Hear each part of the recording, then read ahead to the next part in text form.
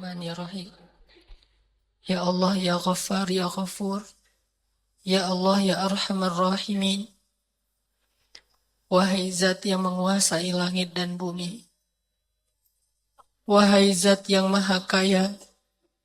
Wahai Zat yang maha terpuji. Wahai Zat yang maha indah. Wahai Zat yang maha sempurna. Wahai Zat yang maha menghargai setiap amal hambanya. Wahai Zat yang maha melihat dan mengetahui. Ya Allah, ya Arhamar Rahimin. Tidak ada satupun yang tersembunyi dari penglihatan dan pandangan-Mu, ya Allah. Percuma saja jika kami berpura-pura soleh di hadapan-Mu, sedangkan Engkau tahu apa yang kami lakukan di belakang orang-orang lain. Sedangkan Engkau tahu apa yang kami lakukan dalam kesendirian, ya Allah.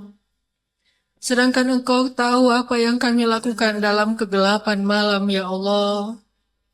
Sedangkan Engkau tahu apa yang kami lakukan secara diam-diam, ya Allah. Seandainya bukan karena rahmat-Mu, seandainya Engkau tidak menutupi dosa dan aib-aib kami itu, pasti kami yakin tidak ada seorang pun yang akan duduk di sebelah kami dan berteman dengan kami, ya Allah. Pasti kami telah dianggap orang yang paling tercela di muka bumi ini, ya Allah. Ya Allah yang maha tahu segala sesuatu, yang tampak dan yang tersembunyi.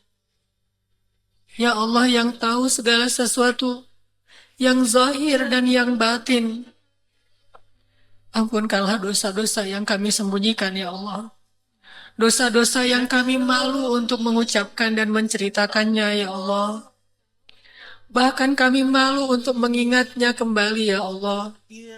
Dosa-dosa di masa lalu yang kami telah lewati, ya Allah. Dosa-dosa yang bahkan mungkin masih banyak orang yang sakit hati kepada kami karena dosa-dosa itu, ya Allah. Dosa-dosa di mana kami pernah menyakiti dan menzalimi orang lain, ya Allah. Mengambil hak-hak orang lain, ya Allah. Mencela orang lain, ya Allah. Melukai orang lain, ya Allah.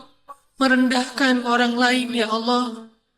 Menodai orang lain, ya Allah. Maafkanlah kesalahan kami itu, ya Allah. Walaupun mungkin orangnya belum mau memaafkan kesalahan kami. Sebagai bukti betapa besar dan sebagai bukti betapa hinanya diri kami, ya Allah.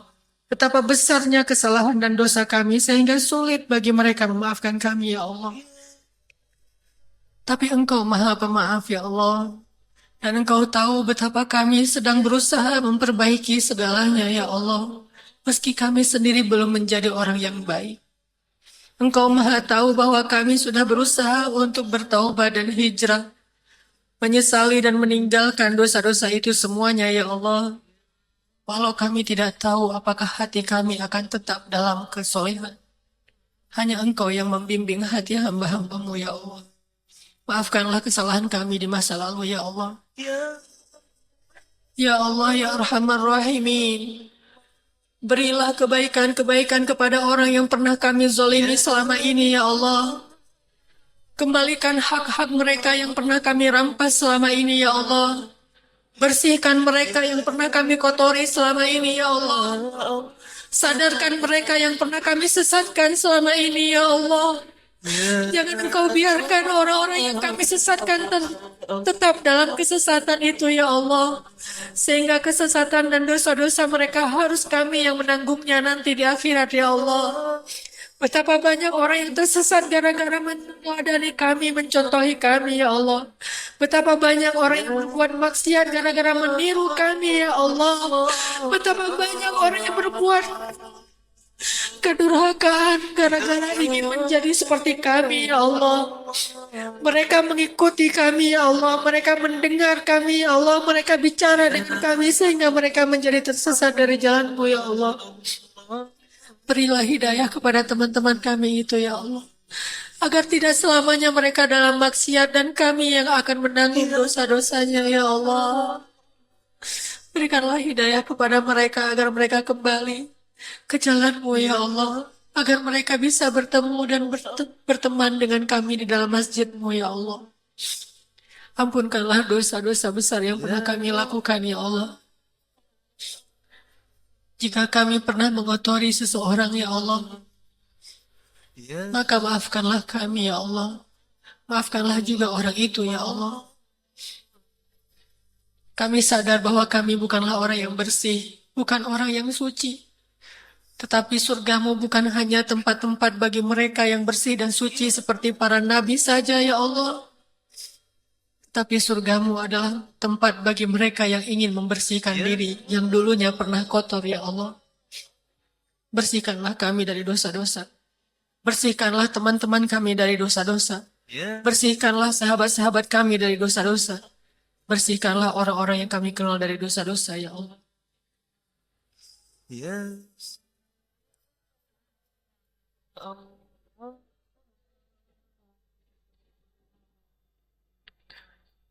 ربنا اغفر لنا ولوالدينا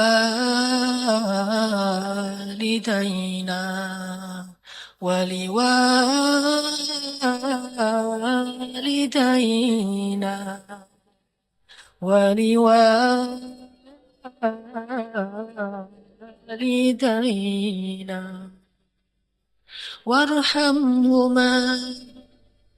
وارحمهما يا رحمن وارحمهما يا رحيم وارحمهما كما ربيانا صغارا.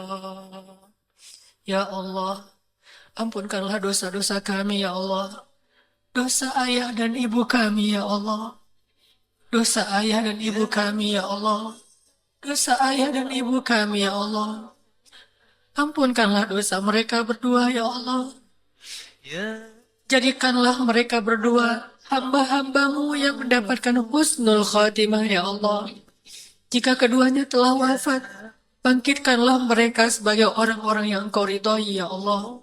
Lapangkanlah kubur mereka berdua, ya Allah. Meskipun sedikit amal mereka berdua selama di dunia, ya Allah. Meskipun mereka belum menjadi seorang ahli ibadah, ya Allah. Meskipun mereka belum mengenal agama sebaik kami mengenalnya, ya Allah. Meskipun baru sedikit amal-amal sunnah yang mereka kerjakan, ya Allah. Atau mungkin mereka belum baik dalam taubatnya, ya Allah. Ampunkanlah dosa mereka, ya Allah. Bukankah Nabi-Mu pernah menyampaikan bahwa doa seorang anak akan diterima oleh-Mu, ya Allah? Inilah kesempatan kami berbakti kepada ayah ibu kami, ya Allah. Mendoakan mereka agar Engkau mengampuni dosa mereka. Kami tidak sempat membalas kebaikan mereka selama hidupnya. Tetapi mudah-mudahan doa-doa kami yang selalu kami sampaikan setelah kami sholat menjadi pengganti dari kebaikan-kebaikan mereka yang pernah kami rasakan sepanjang hidup kami, ya Allah. Mudah-mudahan setiap baik doa-doa kami itu akan Engkau jadikan sebagai balasan dari setiap tetes susu yang ibu kami berikan kepada kami, ya Allah. Mudah-mudahan baik-baik doa kami menjadi pengganti bagi setiap tetes keringat ayah kami, ya Allah. Ampunkanlah dosa ayah ibu kami, ya Allah. Masukkanlah mereka ke dalam surga, ya Allah. Jauhkanlah mereka dari api neraka, ya Allah. Jauhkan, ya Allah. Jauhkan mereka dari azab kubur, ya Allah. Kami rindu kepada orang tua kami yang telah wafat, ya Allah. Kami rindu kepada ibu kami, ya Allah. Kami rindu kepada ayah kami, ya Allah. Pertemukanlah kami kembali dengan mereka di akhirat nanti. Di dalam surga-Mu, ya Allah.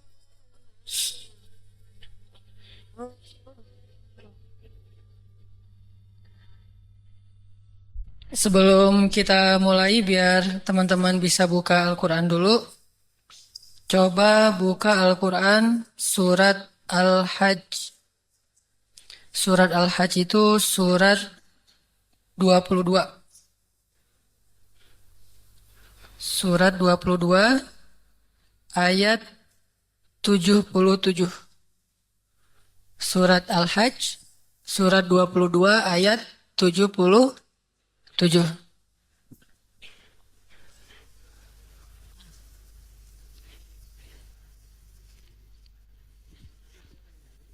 Bismillahirrahmanirrahim. Assalamualaikum warahmatullahi wabarakatuh.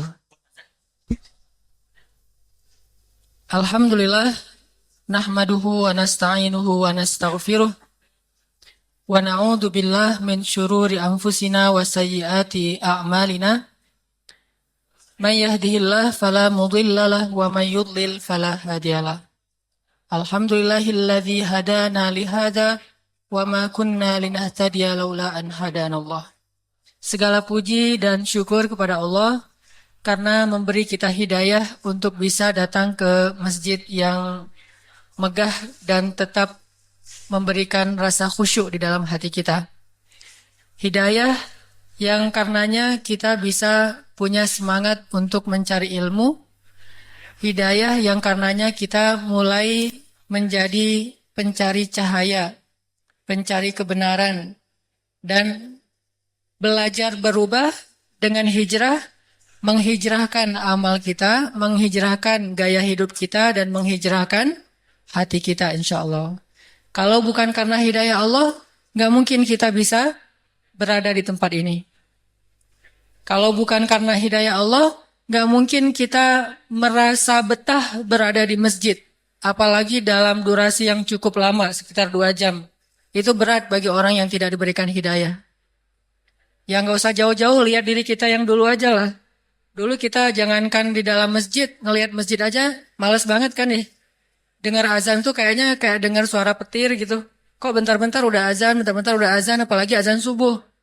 Apalagi kalau rumahnya dekat dengan masjid, udah gitu sebelum azan sekitar setengah jam kan suka ada kayak salawatan gitu ya. Ada salawatan, ada puji-pujian. Itu kan bikin nggak bisa tidur. Jadi terganggu tidurnya, padahal baru tidur jam 3 pagi. Udah gitu disambut dengan salawatan. Kenapa? Karena hati kita itu masih tertutup oleh dosa-dosa dan hawa nafsu. Tapi sejak Allah beri hidayah, malah mendengar suara azan subuh itu bahagia gitu. Sholat subuh itu sesuatu yang sangat dinantikan gitu. Kalau kita mau tahajud itu, kalau kita mau tidur, senang. Kenapa tidurnya senang? Karena sebentar lagi saya mau bangun pengen tahajud. Jadi kangen dengan tahajud, kangen dengan malam, kangen dengan sepertiga malam terakhir. Kangen dengan doa-doa yang hanya kita yang mendengarnya. Pastinya Allah Subhanahu wa Ta'ala Maha menyaksikan. Ini menunjukkan bahwa kalau bukan karena hidayah Allah, kayaknya agak susah kita bisa betah di dalam masjid sampai 2 jam lebih. Mendengar taklim, cek. Mendengar taklim bukan karena taklimnya bagus, standar. Karena saya kalau ceramah di tempat lain juga nggak rame-rame amat yang datang. Bukan ustadz yang nyelep, bukan yang terkenal, bukan yang sering masuk TV. Bahkan saya belum pernah masuk TV kayaknya. Paling pernah masuk TV dulu waktu kecil, itu juga bukan ceramah, cuma ngaji doang, terus masuk TV. Udah gitu pas saya udah jadi ABG udah nggak jelas, udah nggak masuk TV lagi. Sampai sekarang belum masuk TV, berarti belum jelas ya. Artinya bukan karena ceramahnya bagus, bukan karena pematerinya itu terkenal, bukan karena ilmunya banyak, tetapi kenapa kita masih betah? Berarti karena Allah Subhanahu wa Ta'ala menjadikan hati kita nyaman dalam rumah Allah Subhanahu wa Ta'ala. Apa kata Nabi? Kalau kamu melihat seorang laki-laki merasa nyaman di dalam rumah Allah, seperti dia nyaman di rumahnya, maka saksikanlah bahwa dia orang yang beriman. Insya Allah kita tergolong orang yang beriman. Pernah nggak ngajak teman, yuk ikut yuk, kemana? Ke masjid. Malas kalau ke masjid. Gitu kan? Kalau misalnya ikut yuk kemana? Jalan. Kemana? Ke kafe atau ke tempat-tempat hiburan atau ke mall atau kemana lah, itu pasti dia akan semangat banget. Malah kita nggak akan, dulu pas masa-masa belum kayak sekarang gitu ya, masa-masa dulu dipaksain sama teman kita sampai dia datang ke rumah terus maksa-maksa kita ikut malam, padahal kita udah capek banget tapi dipaksain datang ke tempat-tempat hiburan, kita nggak tersinggung sama teman kita kan, nggak marah sama dia, lu ngapain maksa-maksain gua, kan ini urusan pribadi, kan nggak pernah ngomong gitu ya. Kita malah ngelihat dia yang maksain kita ke tempat-tempat hiburan itu kayaknya, oh dia mah orangnya setia kawan gitu, nggak mau menikmati hiburan sendiri, share your happiness banget gitulah ya, tapi dalam makna yang lain. Nah, Sekarang orang tersinggung kalau kita agak maksa ke masjid. Kenapa? Karena hatinya emang nggak tertarik dengan masjid. Kalau misalnya teman-teman sekarang diajak sama temennya, yuk ke masjid TSM, ngapain, ada kajian, ada majelis ilmu gitu. Terus kita bilang, agak-agak capek. Udah nggak apa-apa, nggak usah dirasain dulu capeknya. Yang penting ikut aja dulu, capeknya nanti di masjid. Kita nggak tersinggung lagi sekarang. Kenapa? Karena Allah udah memberi kita rasa nyaman dalam keimanan. Dan itu hidayah yang sangat-sangat besar yang harus kita syukuri.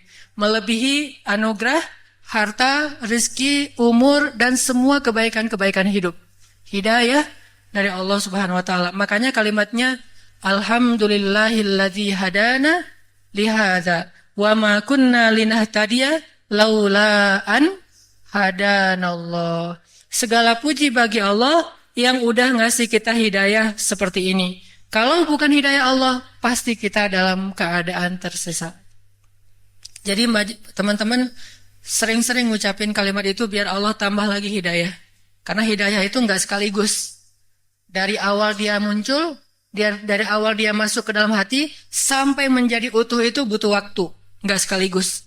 Cara biar dia nambah terus gimana? Bersyukur kan? La in syakartum la azidannakum. Kalau kamu bersyukur, aku tambah nikmatku. Nah, salah satu biar ditambah nikmatnya itu nikmat hidayah. Cara bersyukurnya, sering-sering ucapkan, Alhamdulillahilladzi hadana lihada wa ma kunna linahtadiya laula an hadanallah. Segala puji bagi Allah atau makasih Allah yang udah ngasih saya hidayah kepada kebaikan. Kalau bukan hidayahmu, pasti saya dalam keadaan masih tersesat. Sering-sering ngomong kayak gitu. Dari dulunya senang dosa, sekarang jadi nggak senang lagi sama dosa. Dari dulunya bahkan nggak bisa ninggalin dosa. Kalau nggak melakukan dosa sehari itu rasanya kayak ada yang kurang dalam hidup. Sekarang malah sekali buat dosa yang mungkin nggak sebesar dulu, itu rasanya nggak nyaman lagi tuh. Langsung nyesel. Mungkin masih ngelakuin dosa lah ya. Nggak mungkin orang nggak ngelakuin dosa sama sekali, itu kayaknya nggak ada yang sesuci itu. Tapi minimal dosanya itu bukan dosa besar yang disengaja. Kalaupun disengaja, langsung berubah menjadi penyesalan. Astagfirullahaladzim, kenapa saya masih ngulang kesalahan itu ya? Nyesel aja.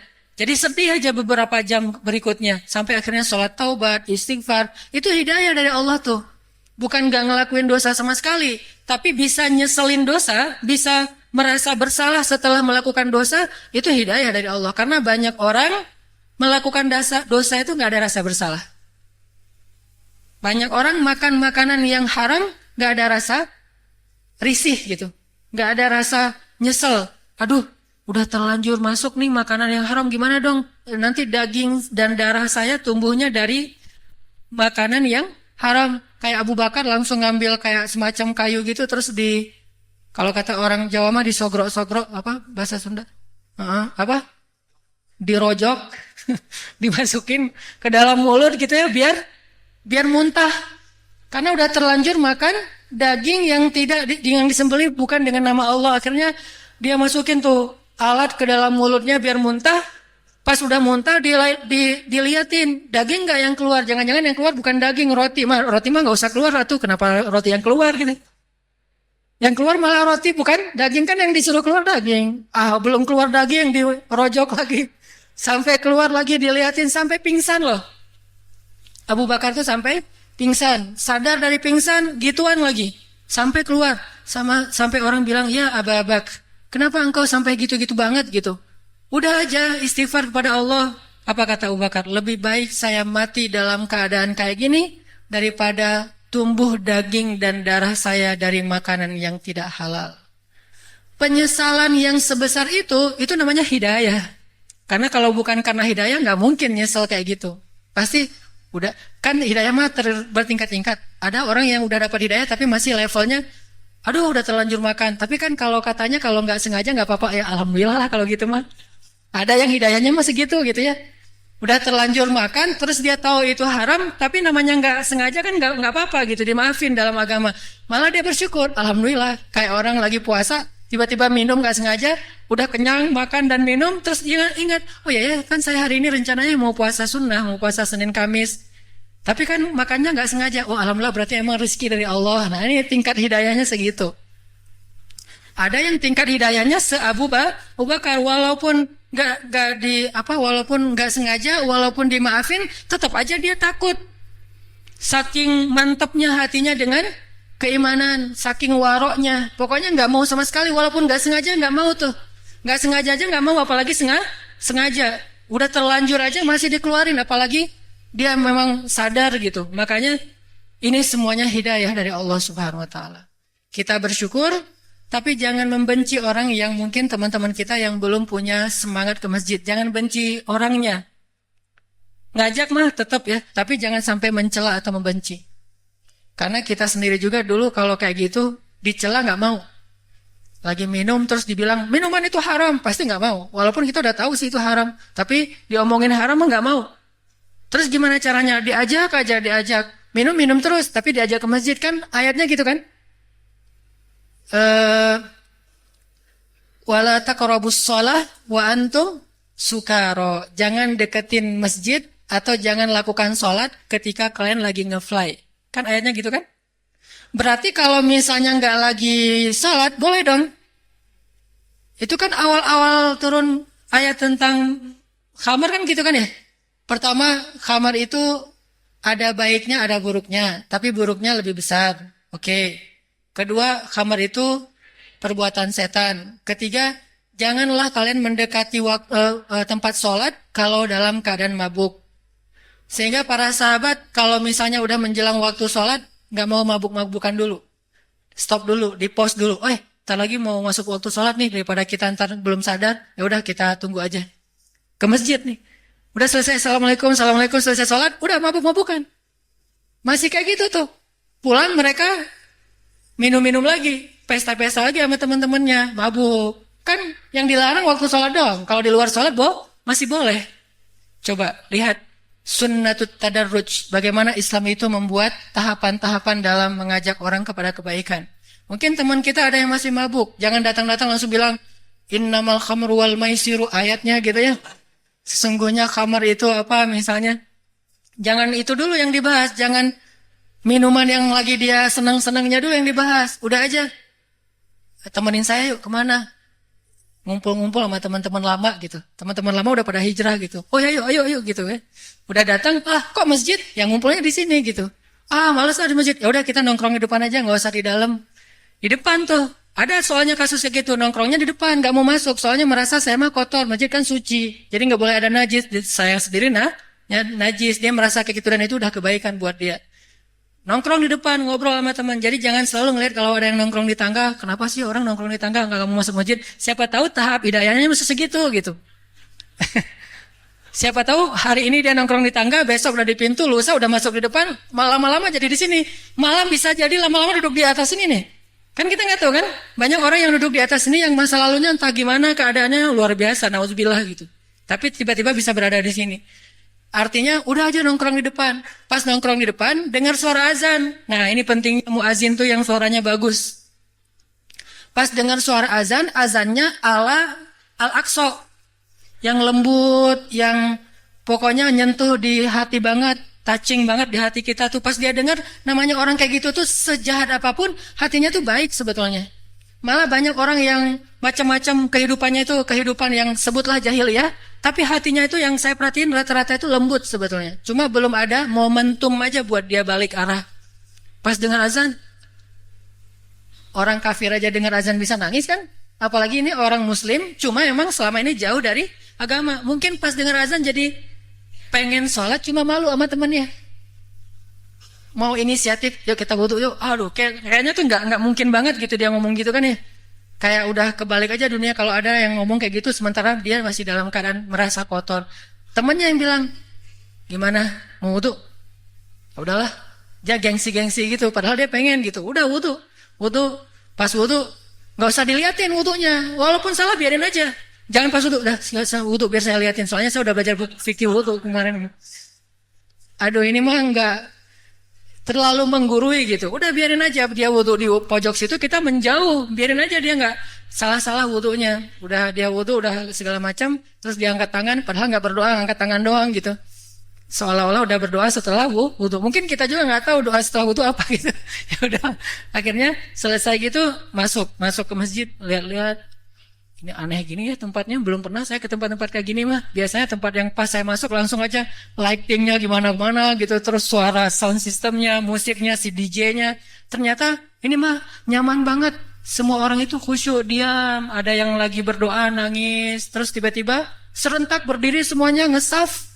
Saya berdiri di mana ya? Akhirnya dia paling belakang sendiri gitu. Imamnya juga bacaannya bagus. Heart touching banget, kena di hatinya. Pas dia gitu, keingat semua dosa-dosa dia. Gara-gara powerful tilawah, langsung ke bawah semua dosa-dosa dia. Dia malah yang paling khusyuk sholatnya di dalam masjid. Dia.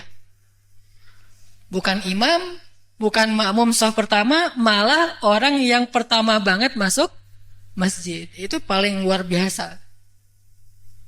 Ini semuanya yang saya ceritakan ini, prolog ini ada hubungannya dengan tema kita pada malam ini. Temanya adalah share your happiness atau share happiness, berbagi kebahagiaan.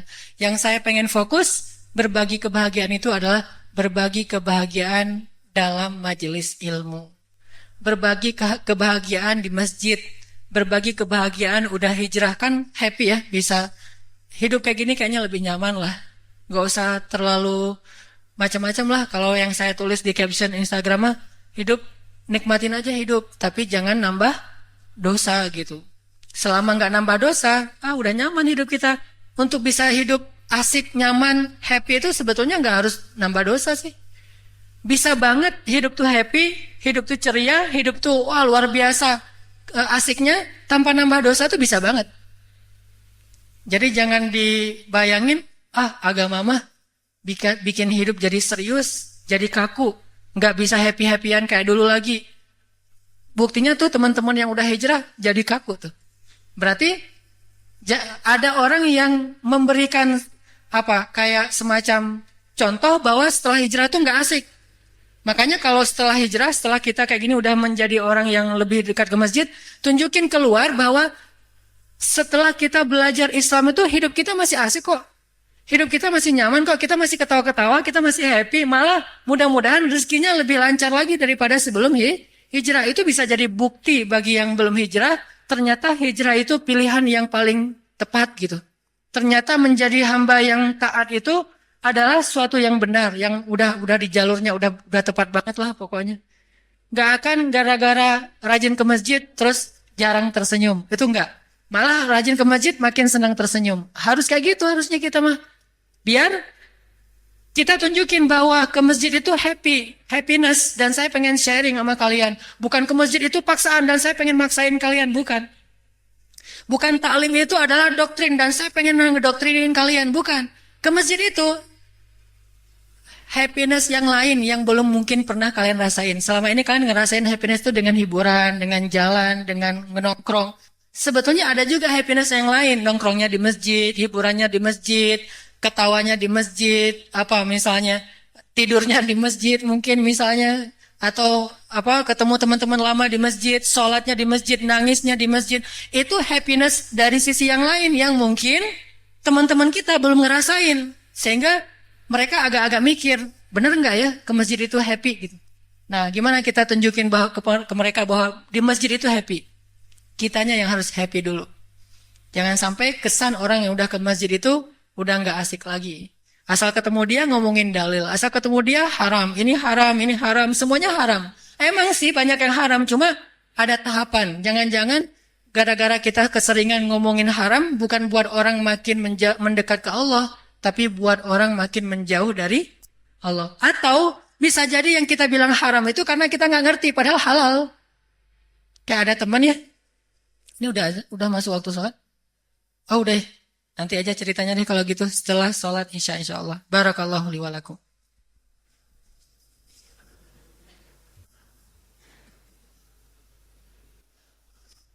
Oke, bismillahirrahmanirrahim. Teman-teman sekalian, tadi ada yang kayak mau saya ceritain, lupa apa ya? Lazab belum ya? Ini lupa berjamaah ini. Oke, ntar kita baca deh. Saya tadi mau menyampaikan bahwa berada di dalam masjid itu adalah nikmat dari Allah. Betul? Hidayah itu nikmat dari Allah. Bisa belajar agama itu nikmat, kebahagiaan yang Allah berikan kepada kita. Tapi saya mau tanya dulu biar ini jujur. Teman-teman bahagia nggak berada di dalam masjid?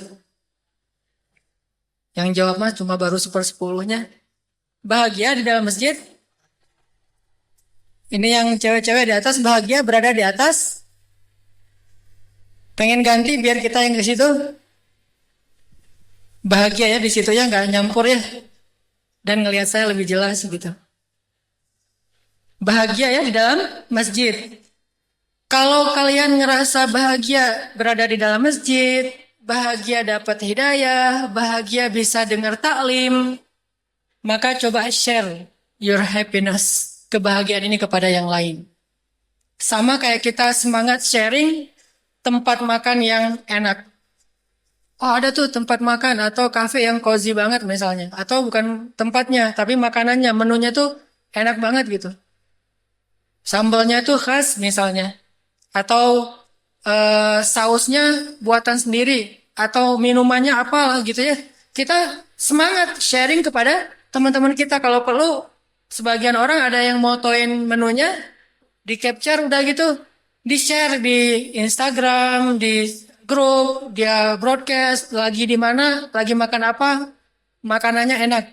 Rekomendasi lah ya, recommended. Akhirnya teman-temannya kan pada nanya, di mana tuh, di mana tuh, di mana tuh. Ya udah kita bareng aja besok. Ada yang traktirin nggak nih? Akhirnya datang. Kan semangat kan? Pengen orang lain ngerasain apa yang kita rasain.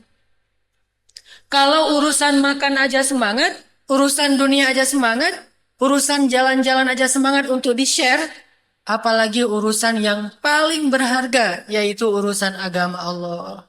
Urusan masjid Allah, urusan rumah Allah. Kalau ada spot wisata, tempat yang keren di mana gitu, kita semangat sharing ke yang lain dan merasa orang lain harus ngerasain nih, tempat ini tuh keren banget gitu. Maka tidak ada tempat yang lebih baik di muka bumi, kata Nabi, daripada rumah Allah. Sebaik-baik tempat di muka bumi itu adalah masjid. Jadi harus ada semangat untuk sharing itu. Saya pengen teman saya yang ini dapetin kebahagiaan yang saya rasain di dalam masjid. Share kepada mereka. Ajak, kalau bahasa pesantren mah dakwah lah ya. Mendakwahi teman-teman yang belum merasa tertarik ke masjid. Caranya gimana? Caranya kita tuh harus terlihat happy dan happy-nya tuh harus tulus. Happy beneran gitu. Gimana kita mau ngajak dia ke masjid dan kita bilang masjid itu asik, masjid itu bahagia, nyaman, tentram, hatinya tuh kayaknya damai. Kalau pas kita keluar dari masjid, wajah kita tuh nggak happy gitu. Pas kita ketemu sama teman-teman kita kayak ngerasa ada beban gitu. Jadi dia ngelihat, kasihan ya si fulan ya. Kenapa? Sejak dia berubah, mereka kan nggak tahu istilah hijrah, taunya berubah ya. Sejak dia berubah, kayaknya saya lihat dia cemberut aja. Ngelihat kita tuh kayak ngelihat setan gitu. Nah ini kan berarti nggak happy tuh sama orang lain. Sehingga orang ngelihat kita tuh nggak asik lah. Kalau mau kayak dia mah nggak enak. Saya mah mau kayak gini aja. Kalau perlu lebih parah dari ini, lebih nakal dari ini. Soalnya orang yang lebih nakal dari saya kelihatannya tuh kayak asik banget gitu. Kelihatannya orangnya care banget. Kelihatannya orangnya rame, kelihatannya orangnya pokoknya nyaman gitu. Tapi yang ini yang udah berubah, kok jadi gitu ya? Berarti tugas kita adalah menampilkan dengan tulus, dengan ikhlas, dengan jujur bahwa hijrah itu bahagia. Bukan paksaan, bukan doktrin, bukan karena kondisi, tapi memang Allah kasih kita hidayah dan kita memilih itu dengan sukarela. Bahagia banget hijrah tuh. Belajar agama itu bahagia banget. Duduk di masjid itu bahagia banget. Menjadi orang yang coba mempelajari agama lebih baik dan mengamalkannya, bahagia banget. Sehingga ketika dia ngelihat kita, dia jadi penasaran. Kok dia sekarang orangnya lebih nahan emosi ya daripada dulu. Dulu mah orangnya ngeledak-ledak gitu. Sekarang lebih sabar. Sekarang orangnya lebih kalem. Sekarang orangnya lebih bijak kayaknya. Sekarang orangnya lebih care sama teman ketimbang dulu. Kalau dulu mah nggak gitu-gitu amat. Tapi sekarang luar biasa, care banget sama temannya. Sekarang dia orangnya mudah tersenyum, orangnya ngalah, orangnya Pas mereka ngelihat perubahan kita yang luar biasa, yang keren, yang mudah-mudahan sesuatu yang baik, itu buat mereka penasaran. Kok jadi gitu ya? Apa yang berubah dari dia? Apa yang membuat dia jadi kayak gitu? Ternyata setelah diteliti, setelah dicari tahu sama mereka, kita tuh udah belajar agama pelan-pelan. Ternyata benar belajar agama itu bisa membuat orang jadi lebih baik, bukan buat orang jadi lebih gampang ngeselin. Kan ada orang makin belajar agama makin ngeselin, ada orang yang makin belajar agama makin nyenengin. Nah, kita coba yang kedua. Sehingga dari situ kita bisa sharing. Nanti ajaknya pelan-pelan kayak tadi. Gak usah langsung bilang mau ngajak ke taklim. Taklim apaan? Halakoh. Halakoh itu apa gitu. Istilahnya berat-berat banget. Halakoh, taklim, tarbiyah, apalagi tuh. Tausiah, liko, gitu-gitu kan berat tuh. Terus ngapain? Nongkrong yuk gitu. Di mana? Udah ada sama teman-teman lama yang kayak tadi. Udah pelan-pelan akhirnya. Dan gak usah dipaksain. Jangan sampai wajah kita berubah menjadi cemberut gara-gara dia menolak. Justru ketika kita cemberut gara-gara dia nolak, itu menunjukkan bahwa kita itu nggak asik gitu, nggak nyaman. Sehingga dia akan lagi-lagi berkata ternyata kamu udah berubah nggak kayak dulu gitu. Makanya coba kita punya semangat untuk share. Kenapa sih harus punya semangat untuk sharing? Pertama emang lebih asik kalau rame-rame kan. Bayangin kalau ketemu di sini teman-teman lama gitu, teman-teman nakal dulu, ketemunya di masjid kan itu asik ya. Kalau nggak punya teman nakal jangan nakal, udah aja teman-teman yang baik dulu. Gitu. Saya mah Ustadz nggak pernah nakal-nakal amat, dari dulu mah gini-gini aja.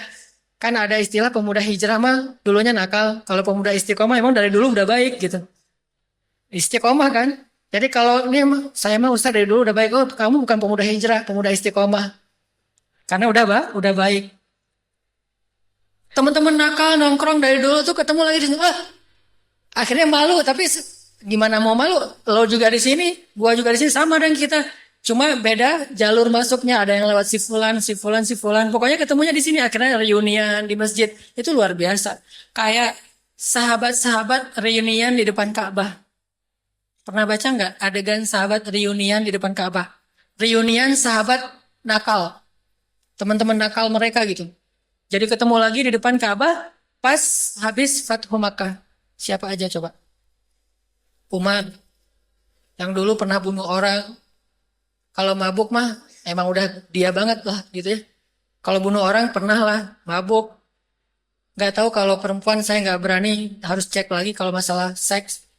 Tapi bunuh orang, mabuk, syirik itu kalau syirik sekarang mah dukun, ramal, yang gitu-gitu deh, yang ilmu-ilmu kanuragan, yang gitu-gitu. Pernah lah kayak gitu-gitu mah Umar. Udah gitu siapa? Khalid. Wah, ini mah berdua kan petarung nih.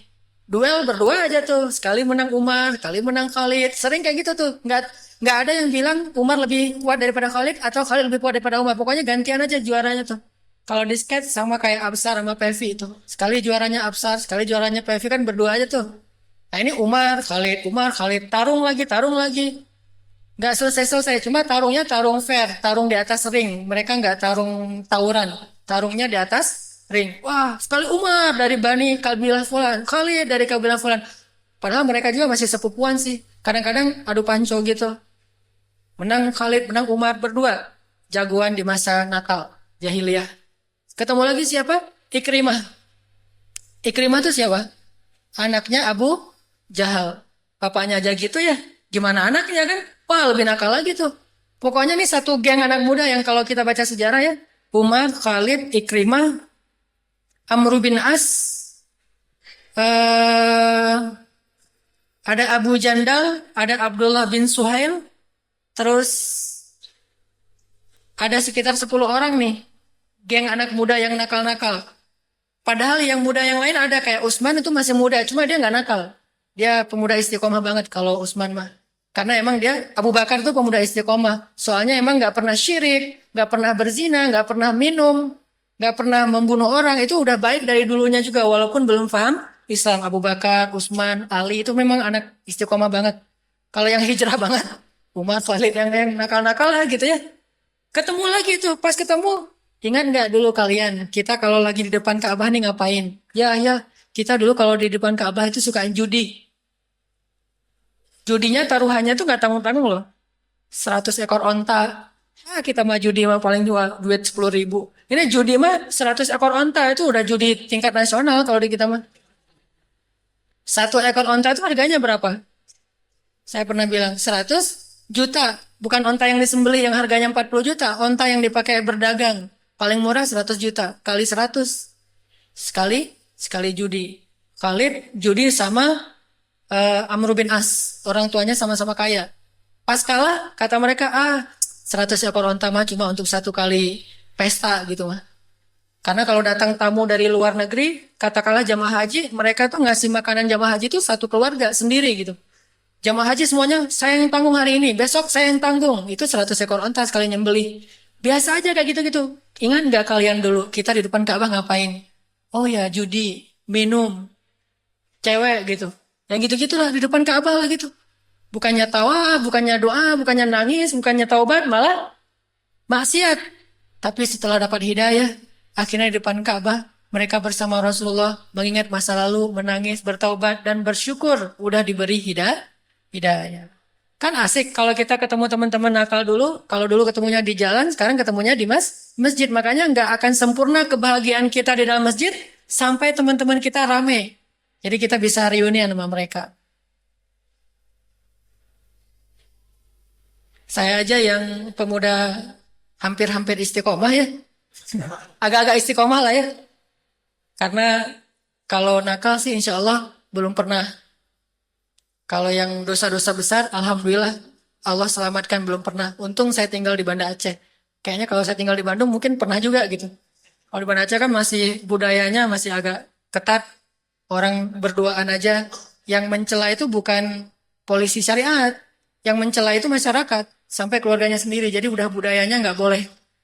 Sampai pernah ada yang jalan berdua langsung ditanya, kenapa berdua-dua malam? Ini mah adik saya. Oh, gitu. Biasa yang kayak gitu-gitu mah di sana gitu. Terjaga.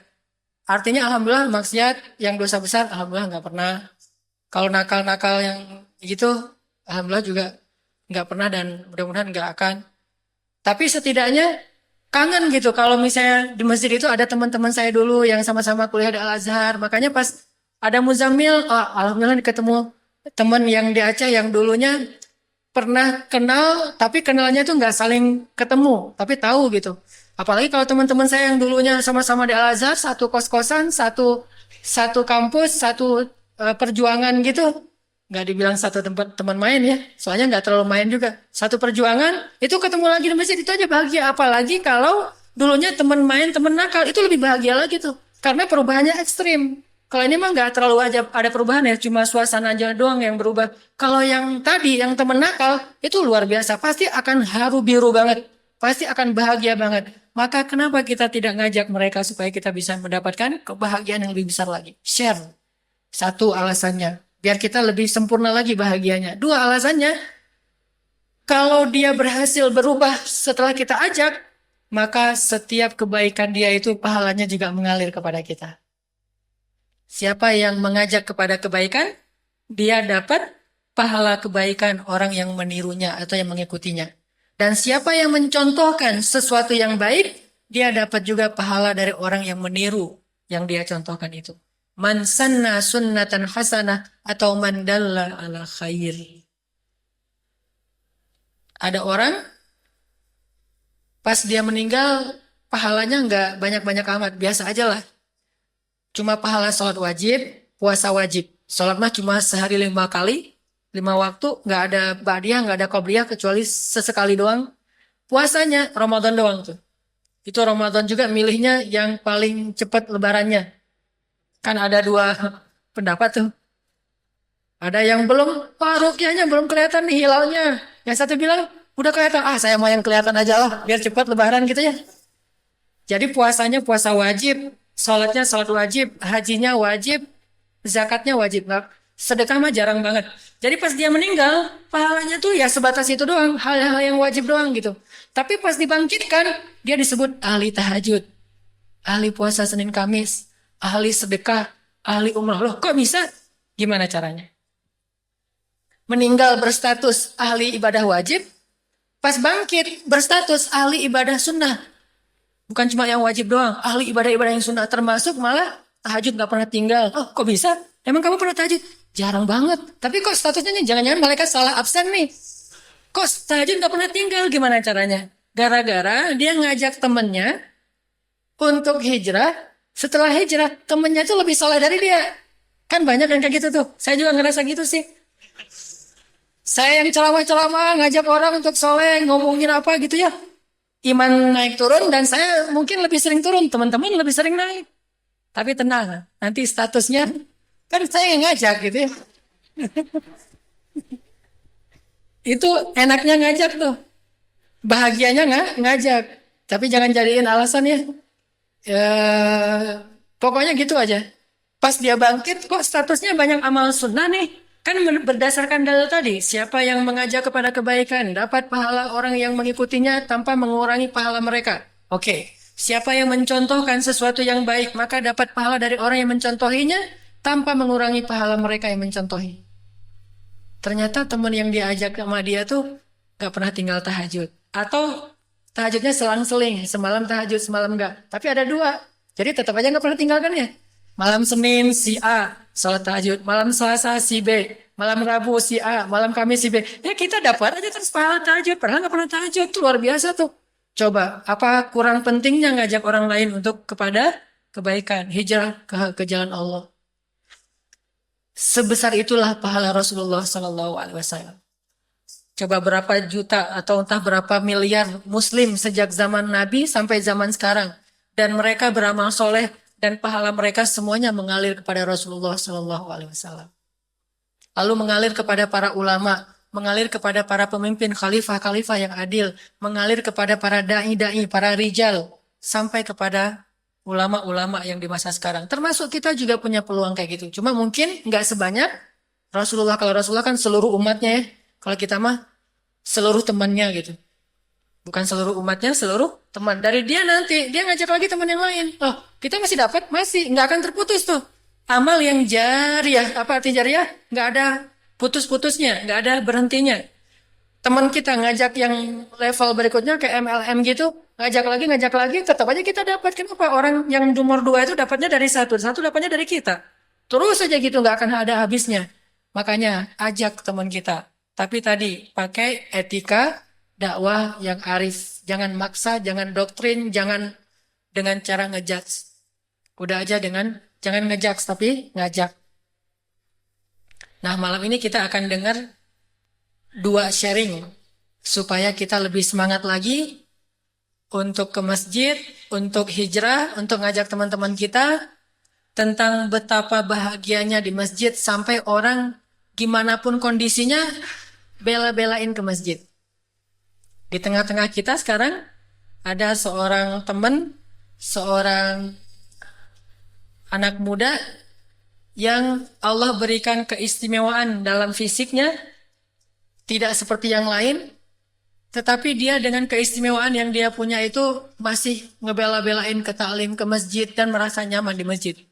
Maka kita akan dengar dari dia, apa rahasianya, apa kata kuncinya, apa nasihatnya buat kita supaya kita bisa lebih semangat dari dia dalam datang ke masjid. Silakan Dani ya. Mana Dani? Mana Dani? Silakan ke depan Dan. Ya, silakan. Ada mic satu lagi? Oh ya. Masya Allah. Assalamualaikum Dan. Waalaikumsalam. Ya, silakan duduk. Tuh kan benar kata saya kan ya? Bisa aja yang kita nggak tahu siapa-siapa tiba-tiba duduk di atas sini, luar biasa. Duduk aja Dan. Nah, kenalin diri dulu. Ganteng ya? Nggak kesini, lihatnya ke sana. Kalau kesini ntar jadi kayak gini nih, bahaya nih. Lihatnya ke atas kalau ganteng mah. Kalau cantik baru ngeliat ke sini. Dan kenalin diri dulu. Bismillahirrahmanirrahim. Assalamualaikum warahmatullahi wabarakatuh. Waalaikumsalam. Nama saya Muhammad Nur Ramadhani. Boleh panggil saya Dani. Saya dari Bandung. Kegiatan saya sekarang berkuliah. Apa? Berkuliah. Berkuliah. Kuliah ya maksudnya? Kuliah di mana Dan? Salah satu PTN di Bandung. Oh, luar biasa. Barakallah ya. Dani Tinggal tadi di mana? Tinggal di daerah Ledang, Bandung. Di Ledang. Terus ke sini naik apa? Saya bareng sama adik. Sama adik. Motornya. Oh, luar biasa. Adiknya mana? Adiknya di sebelah sana. Oh iya, nggak usah tunjukin. Dani, kita termasuk saya nih pengen belajar dari Dani. Apa semangat Dani buat datang ke ini nih yang keberapa datang sini? Udah sering atau baru pertama? Datang ke taklim yang di sini udah sering atau pertama? Ke taklim kita? Ya, kalau talim yang lain nggak suka, tapi talim pemuda hijrah baru pertama kali. Baru pertama ya? Iya. Berarti baru kenal sama saya? Iya, Belum follow Instagram saya? mungkin sudah. Oh iya. Mungkin sudah. Saya aja yang follow Dani. Nanti Instagram saya kan follow. Saya nge-following 2 orang. Nah sekarang tambah Dani atau lagi insya Allah ya. Dani kasih tahu dong rahasianya kok Dani jadi punya semangat yang alhamdulillah istiqomah ke masjid, ke taklim-taklim dengan keistimewaan yang Dani miliki. Kok bisa semangat biar yang lain lebih semangat lagi? Coba. Rahasianya apa, motivasinya apa, semangatnya apa gitu. Sharing sedikit aja. Awal mungkin dari dalil. Ketika kita mengingat Allah, hati akan menjadi tenang gitu, dan salah satunya memang yang menjadi tiang agama adalah sholat gitu. Selain itu kita mendekati majelis-majelis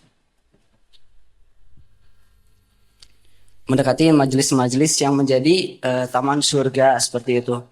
Apabila kita ingin mengunjungi taman-taman di surga, kita harus mengunjungi juga taman-taman surga yang ada di dunia gitu. Salah satunya adalah mengikuti majelis-majelis yang mendekatkan diri kita kepada Allah seperti itu. Itu saja intinya. Ada kata-kata yang menarik ya dari Dani tadi dan itu luar biasa. Kalau kita pengen datang ke taman-taman surga Allah yang ada di akhirat, maka buktikan dulu dengan datang ke taman-taman surga yang ada di dunia. Dan taman surga yang ada di dunia itu adalah majelis ilmu. Jadi kalau kita rajin ke taman majelis ilmu, insya Allah nanti Allah kasih tiket ke taman surga. Amin. Menjadi ahli surga insya Allah. Itu salah satu yang luar biasa. Dani punya cerita nggak? Yang bisa menyemangati kita ke masjid. Selain tadi kan, kalau tadi mah spirit Dani ya. Mungkin cerita hijrah atau apa gitu. Ya, alhamdulillah, mudah-mudahan kita termasuk orang-orang yang akan memasuki taman-taman surga itu di hari akhir nanti. Amin ya Allah. Mungkin sedikit cerita aja karena memang sebelum kondisi ini, setelah mengalami adaptasi dengan kondisi yang baru, sering mengalami tekanan secara batin, sosial dan mental gitu, sehingga memang dibutuhkan sesuatu secara spiritual gitu yang bisa beradaptasi secara kesehatan dengan spiritual gitu, kekuatan spiritual. Itu tidak lain adalah selalu beribadah gitu. Selain memang beribadah secara ritual gitu ya, juga memang secara sosial gitu, yaitu salah satunya dengan datang ke majelis ilmu gitu, bersilaturahim dengan antum semua. Biasa nih. Itu rahasianya tuh. Ketika Dani, maaf kalau boleh tanya, udah lama? Iya, sudah lama. Udah berapa tahun? Sudah 9 tahun. 9 tahun ya. Awal-awalnya tuh berat banget ya. Iya. Tekanan batin, terus juga kenyataan yang di luar yang kita bayangkan itu pasti berat banget. Gak bisa kebayang lah. Tapi ternyata bisa menemukan ketenangan yang seperti Dani bilang di awal tadi, bisa lebih siap mentalnya, bisa lebih menjadi orang yang ridho dengan ketentuan Allah dan bisa survive. Rahasianya adalah mendekatlah kepada Allah. Datanglah ke rumah-rumah Allah. Jadi kalau Dani aja bisa survive dengan keadaannya yang istimewa gara-gara datang ke masjid, pasti kita yang masalah kita pasti biasa-biasa aja kalau dibandingkan dengan Dani. Insya Allah akan jauh lebih survive kalau kita rajin datang ke masjid. Dan itu kebahagiaan yang luar biasa. Makanya harus kita share kepada yang lain. Gitu aja, Dan? Ya, seperti itu. Oh ya, makasih banyak Dani. Mudah-mudahan karena Dani udah ngasih semangat buat yang lain, jadi pada semangat, Dani nanti dapat pahala dari semua yang semangat untuk datang ke masjid. Amin. Jazakallah khair. Satu lagi. Ini unik juga nih. Ada teman-teman dari Street Punk yang malam ini baru pertama ke masjid. Dan kita pengen dengar dari mereka cerita tentang mereka bisa datang ke masjid. Saya panggilkan Mang Kiki dengan pasukannya, dengan teman-temannya anak-anak Street Punk ke depan. Silakan Mang Kiki.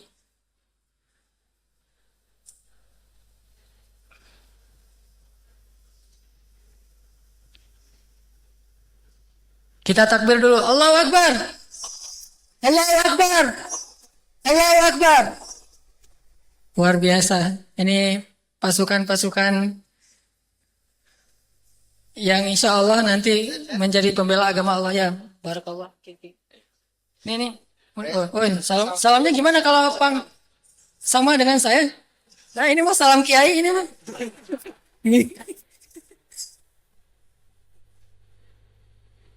Ya nanti saya minta diajarin salam anak Pang lah.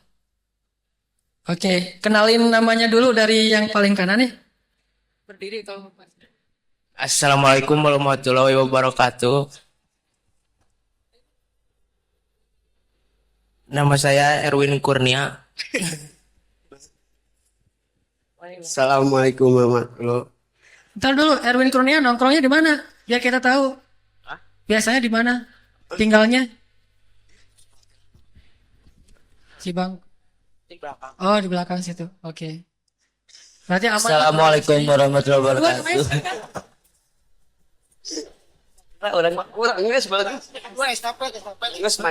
Satu-satu dulu. Assalamualaikum warahmatullahi wabarakatuh. Salam namanya? Nama saya Pian. Pian. Pian. Ya, assalamualaikum warahmatullahi wabarakatuh. Salam. Nama saya Ahmad Ambali. Asli tinggal di Garut. Rumah PU. Panggilan?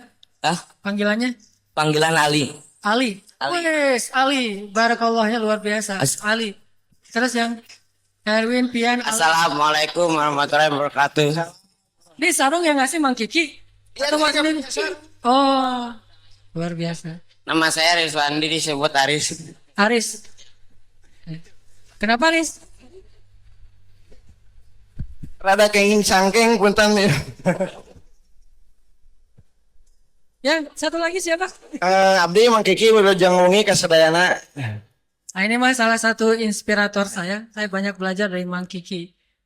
Ini tadi ceritanya kan berdua sama teman ke sini, nggak sengaja lagi ngamen di depan TSM.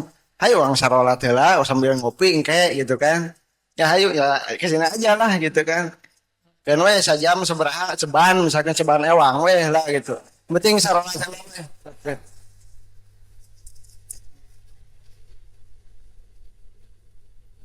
Tapi alhamdulillah tadi ada canceling keliling, ada receh 5.000 sabra dibebaskeun, dimasukin alhamdulillah. Gitu. Ntar di sini Nggak sengaja barusan. alhamdulillah. Mau nanya-nanya dulu. Nanya apa yang saya jadi takut? ngelihat tatonya jadi agak-agak gentar. Di sini gulung Ustaz, bukan keopatan. Gimana rasanya pas tadi sama Mang Kiki masuk ke sini? Rasanya gimana Erwin? Ya, senang aja gitu. Senang ya? Ya, Suka ke masjid? suka. Oh emang ini mah udah istiqomah. Padahal kita cari yang belum istiqomah. Alhamdulillah ya. Rasanya nyaman ya. Ada yang ketemu teman di sini? Enggak ada. Oh berarti ntar ngajak temennya. Oh ada tuh bagus tempat pengajiannya. Ntar kita bareng ke sana. Mang Kiki ntar dikasih lagi Mang Kiki insya Allah.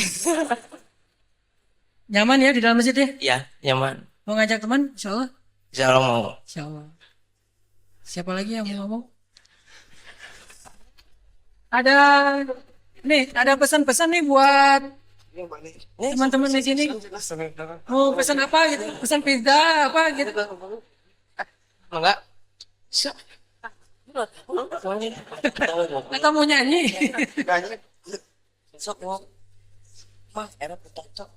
Ada yang spesial nih salah satu adik-adik pakai gelang Briges ini mana nih.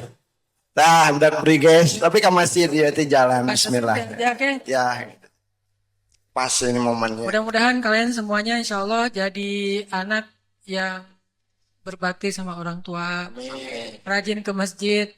Makin rajin ke masjid, ntar makin banyak rezekinya, makin berkah rezekinya. Dan ikutin terus tuh. Ini Mang Kiki ini, kalau saya kenal beliau udah sekitar 3 tahun ya. Alhamdulillah saya aja belajar sama dia. Apalagi kalian harus lebih banyak lagi belajar sama Mang Kiki. Tapi jangan belajar memotoran ya. Belajarnya belajar agama. Standing biasa lah. Ya. Ada lagi yang mau disampaikan? Nyemangatin? Atau tadi pas mau kesini ragu nggak? Ah, ke masjid. Nggak. Ragu ya? Ragu kenapa? Ya sempat. Sempat Tadi waktu ketemu sama Kiki sempat nanya aja kenapa gitu bisa diajak ke masjid, ada apa? Kak Kiki bilang ya udah cina masuk aja dulu ntar juga tahu. Ayo, ya alhamdulillah. Ngopinya nggak dicampur yang lain-lain kan ya? Paling dicampur arak. Ya luar biasa. Ini boleh tepuk tangan nggak sih di masjid? Pengen tepuk tangan ayo. Weh. Luar biasa, makasih ya udah datang. Mudah-mudahan kita bisa jadi keluarga baru, bisa jadi teman baru, tongkrongan baru insya Allah. Barakallah. Kiki ada pesan buat kita? Nih yang ngajaknya nih, mudah-mudahan. Gimana pesannya Ustaz? Ya terserah Kiki. Ya pesannya kepada teman-teman mumpung muda manfaatkan sisa hidup ini untuk ya mengajak lah gitu kan, tidak menjai tapi lebih menyayangi, mendoakan dan merangkul gitu, karena ya inilah kesempatan hidup kita untuk bisa untuk menyayangi sesama gitu, karena ya di dunia inilah udah kita saling menyayangi gitu, udah meninggal nggak ada kesempatan untuk bisa duduk di sini bareng-bareng gitu. Wah luar biasa tuh ya. Jangan ngejudge, jangan ini tapi merangkul, menyayangi, diajak pelan-pelan.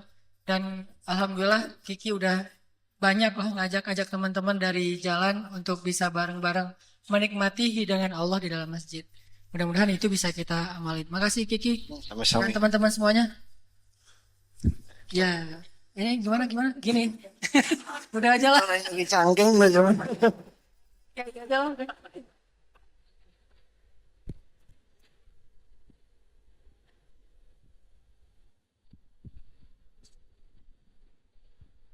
Cek, alhamdulillah.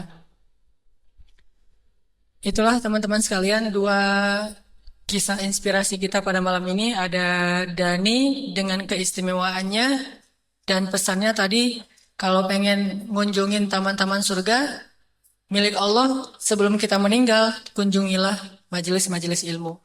Pesan dari Kiki tadi, ayo kita rangkul. Jangan kita takut-takuti tapi kita rangkul, kita jadikan teman kita. Kita kasih sayang kalau bahasa Kiki tadi. Terus teman-teman juga tadi luar biasa. Mudah-mudahan bisa ngajak lebih banyak lagi anak step punk untuk datang ke masjid. Barakallah kepada semuanya. Sekarang kita tutup dengan tilawah dulu tadi PR-nya surat Al-Ahzab sebelum Al-Hajj surat 22 ayat 77. Coba teman-teman buka Al-Hajj ayat 77.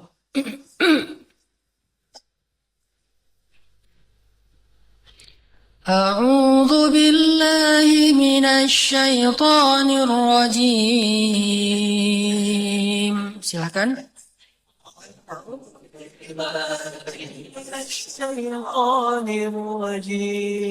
Bismillahirrahmanirrahim. Bismillahirrahmanirrahim. Teman-teman kalau lihat mushaf ya, itu ada tanda apa di ayat 77? Ada tanda sajadah atau ayat sajadah. Ada salah satu amalan, hukumnya sunnah sih nggak wajib. Kalau kita habis baca ayat yang ada tanda sajadah ini, kita sujud.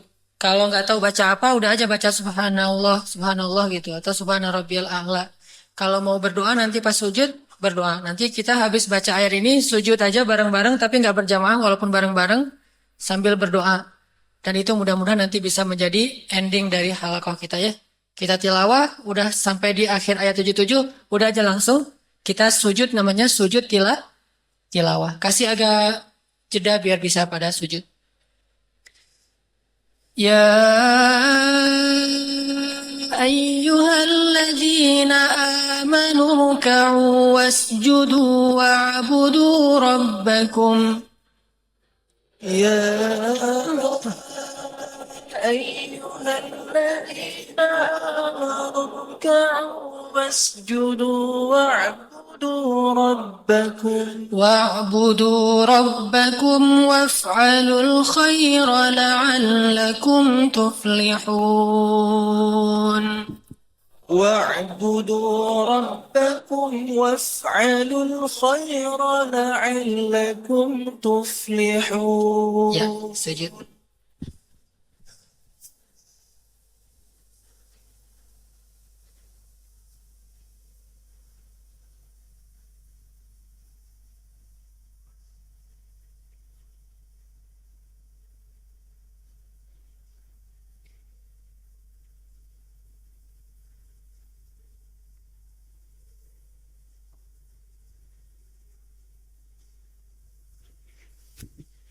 Ya, selesai. Kita tutup dengan doa bersama-sama. A'udzu billahi minasy syaithanir rajim. Bismillahirrahmanirrahim. Alhamdulillahi rabbil alamin. Arrahmanir rahim. Maliki yaumiddin. Iyyaka na'budu wa iyyaka nasta'in. اهدنا الصراط المستقيم صراط الذين أنعمت عليهم غير المغضوب عليهم ولا الضالين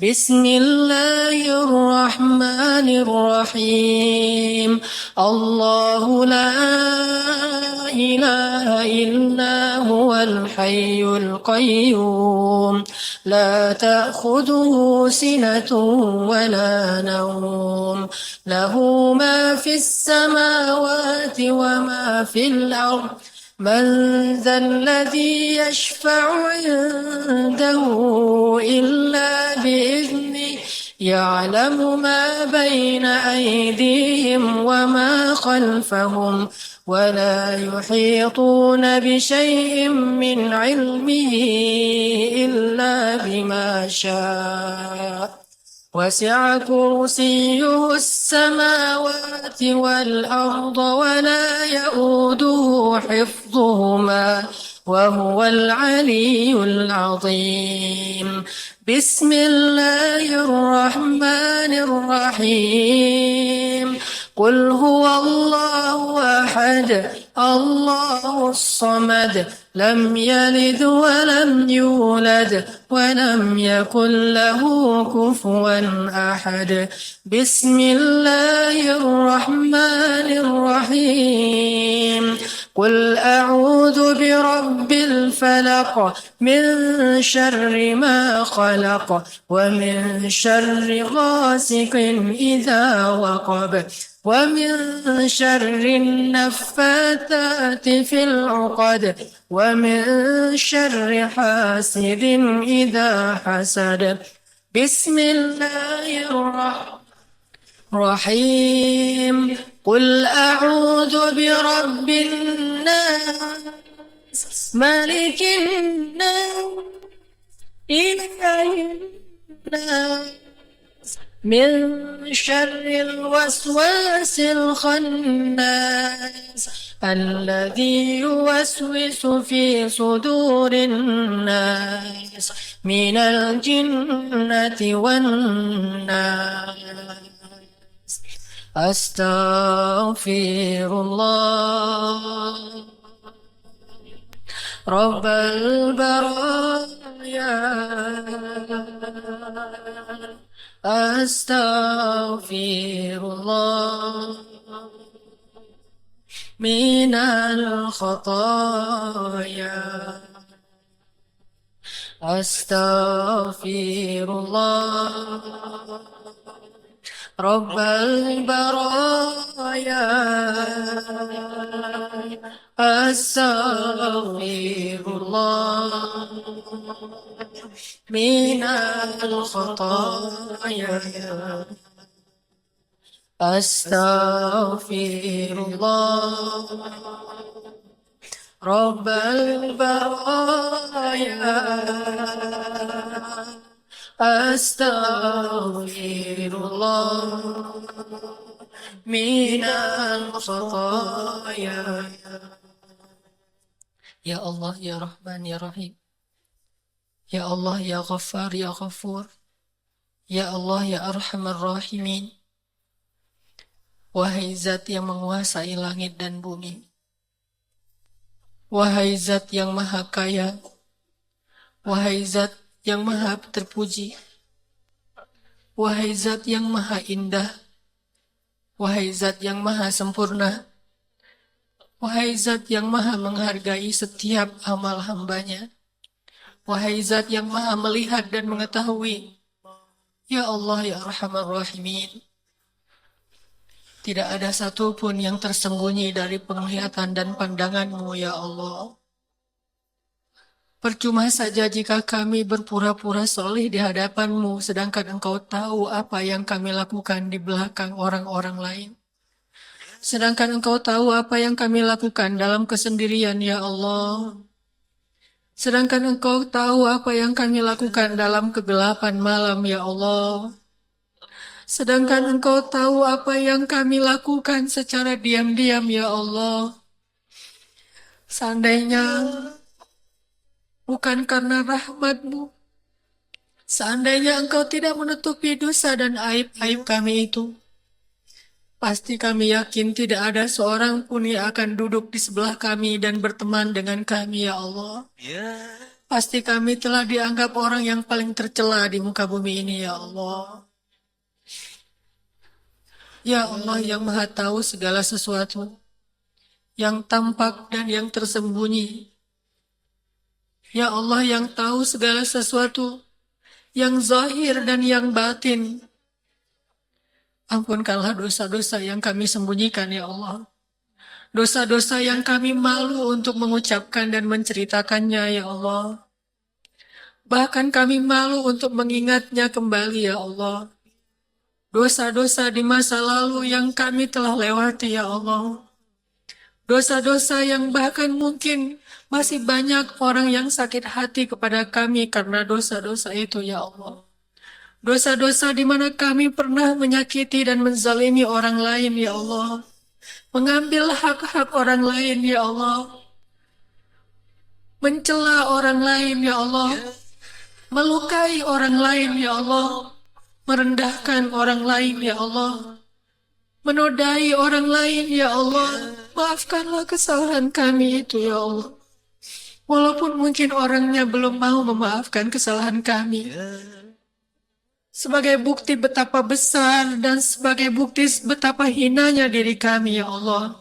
Betapa besarnya kesalahan dan dosa kami sehingga sulit bagi mereka memaafkan kami, ya Allah. Tapi Engkau maha pemaaf, ya Allah. Dan Engkau tahu betapa kami sedang berusaha memperbaiki segalanya, ya Allah. Meski kami sendiri belum menjadi orang yang baik. Engkau maha tahu bahwa kami sudah berusaha untuk bertaubat dan hijrah. Menyesali dan meninggalkan dosa-dosa itu semuanya, ya Allah. Walau kami tidak tahu apakah hati kami akan tetap dalam kesolehan. Hanya Engkau yang membimbing hati hamba-hambamu, ya Allah. Maafkanlah kesalahan kami di masa lalu, ya Allah. Ya Allah, ya Arhamar Rahimin. Berilah kebaikan-kebaikan kepada orang yang pernah kami zolimi selama ini, ya Allah. Kembalikan hak-hak mereka yang pernah kami rampas selama ini, ya Allah. Bersihkan mereka yang pernah kami kotori selama ini, ya Allah. Sadarkan mereka yang pernah kami sesatkan selama ini ya Allah. Jangan Engkau biarkan orang-orang yang kami sesatkan tetap dalam kesesatan itu ya Allah. Sehingga kesesatan dan dosa-dosa mereka harus kami yang menanggungnya nanti di akhirat ya Allah. Betapa banyak orang yang tersesat gara-gara meneladani kami, mencontohi kami ya Allah. Betapa banyak orang yang berbuat maksiat gara-gara meniru kami ya Allah. Betapa banyak orang yang berbuat kedurhakaan gara-gara ingin menjadi seperti kami ya Allah. Mereka mengikuti kami ya Allah. Mereka mendengar kami ya Allah. Mereka bicara dengan kami sehingga mereka menjadi tersesat dari jalan-Mu ya Allah. Berilah hidayah kepada teman-teman kami itu ya Allah. Agar tidak selamanya mereka dalam maksiat dan kami yang akan menanggung dosa-dosanya ya Allah. Berikanlah hidayah kepada mereka agar mereka kembali ke jalan-Mu ya Allah, agar mereka bisa bertemu dan berteman dengan kami di dalam masjid-Mu ya Allah. Ampunkanlah dosa-dosa besar yang pernah kami lakukan ya Allah. Jika kami pernah mengotori seseorang ya Allah, maka maafkanlah kami ya Allah. Maafkanlah juga orang itu ya Allah. Kami sadar bahwa kami bukanlah orang yang bersih, bukan orang yang suci. Tetapi surgamu bukan hanya tempat-tempat bagi mereka yang bersih dan suci seperti para nabi saja ya Allah. Tapi surgamu adalah tempat bagi mereka yang ingin membersihkan diri, yang dulunya pernah kotor ya Allah. Bersihkanlah kami dari dosa-dosa. Bersihkanlah teman-teman kami dari dosa-dosa. Bersihkanlah sahabat-sahabat kami dari dosa-dosa. Bersihkanlah orang-orang yang kami kenal dari dosa-dosa ya Allah.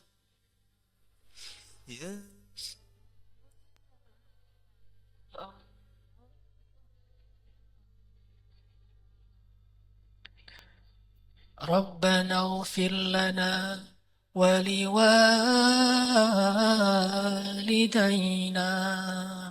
ولوالدينا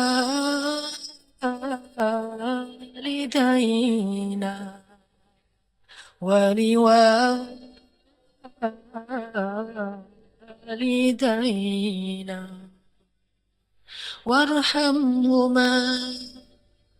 وارحمهما يا رحمن وارحمهما يا رحيم وارحمهما كما ربيانا صغارا.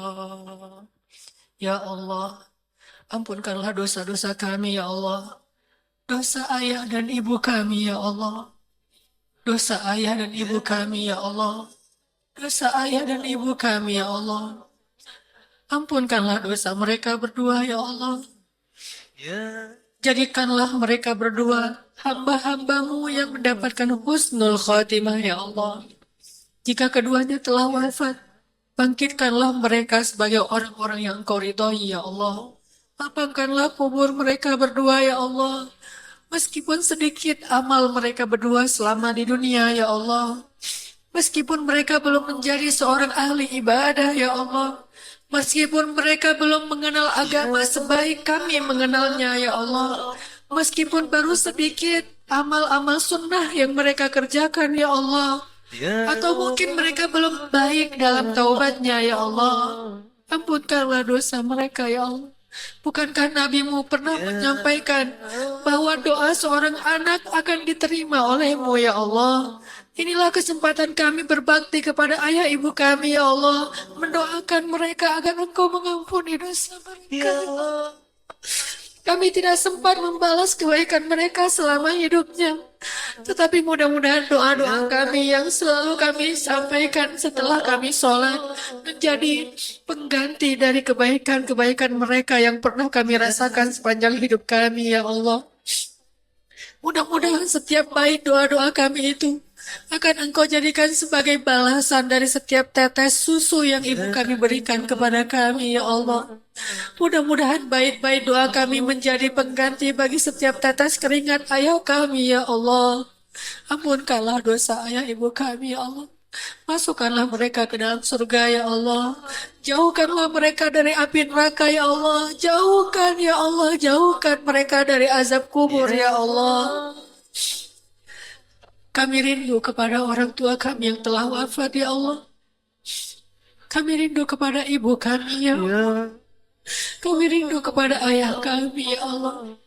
Pertemukanlah kami kembali dengan mereka di akhirat nanti, di dalam surga-Mu, ya Allah.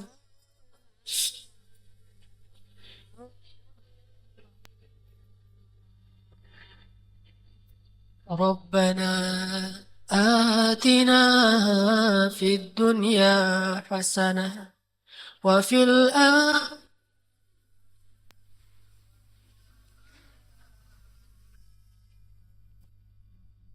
وصلى الله على سيدنا محمد وعلى آله وصحبه أجمعين والحمد لله رب العالمين.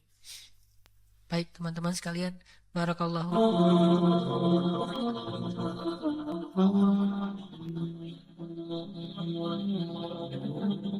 Sejak Rasulullah wafat, berkali-kali Bilal minta izin kepada Abu Bakar untuk ikut jihad dan gak pulang lagi ke Madinah, pengen tinggal di tempat yang lain.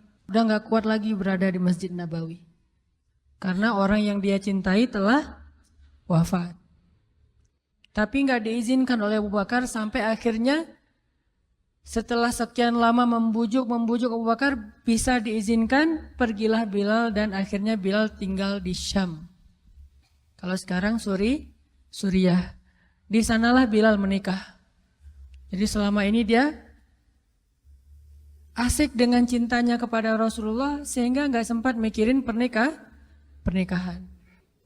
Baru berangkat ke Syam, sampai di Syam Bilal menikah di sana.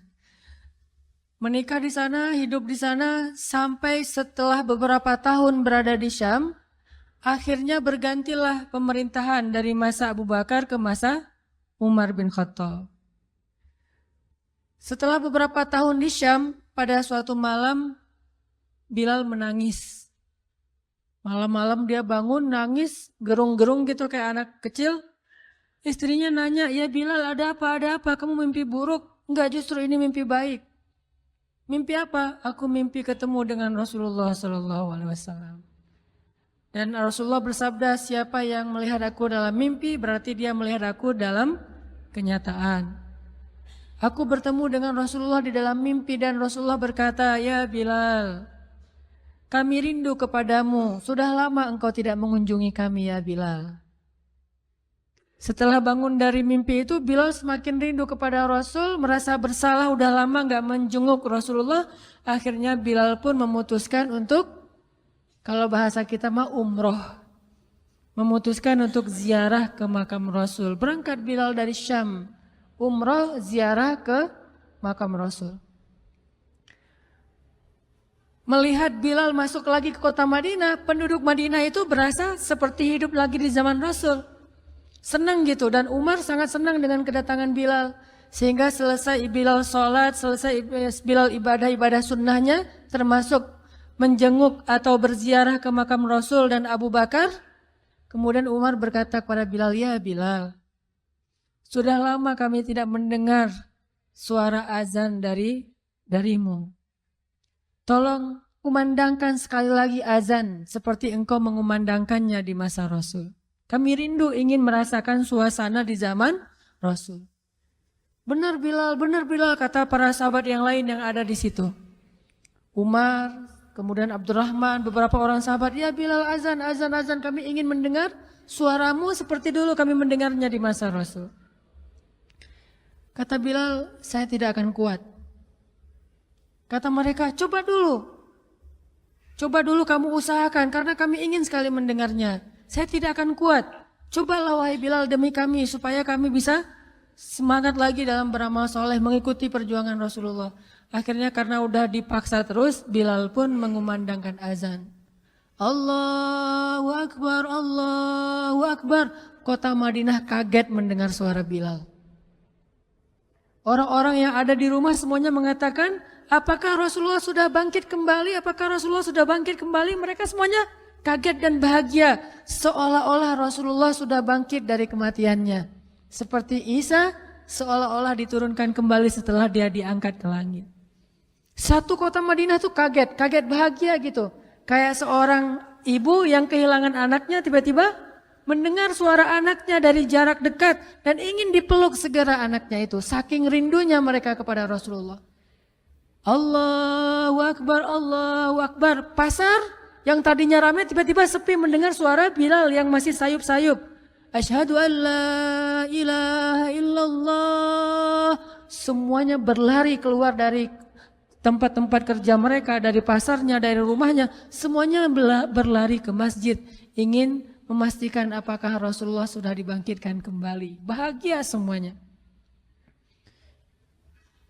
Apakah Rasulullah sudah dibangkitkan? Apakah Rasulullah sudah hidup lagi? Semuanya bertanya dengan pertanyaan yang sama.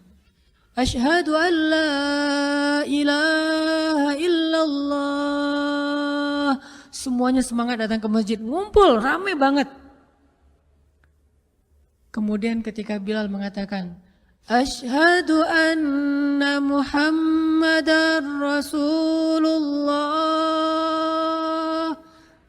Asyhadu anna. Gak sanggup lagi Bilal, berhenti di situ. Kemudian Bilal menangis dengan suara nangis yang luar biasa kerasnya.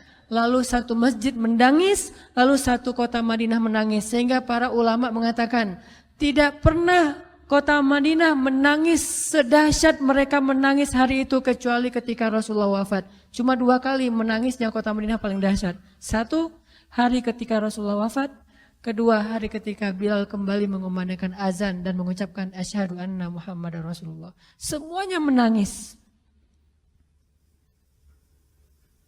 Semuanya merasa kehilangan Rasulullah. Semuanya merasa bahwa mereka ingin kembali di zaman ketika Rasulullah masih hidup.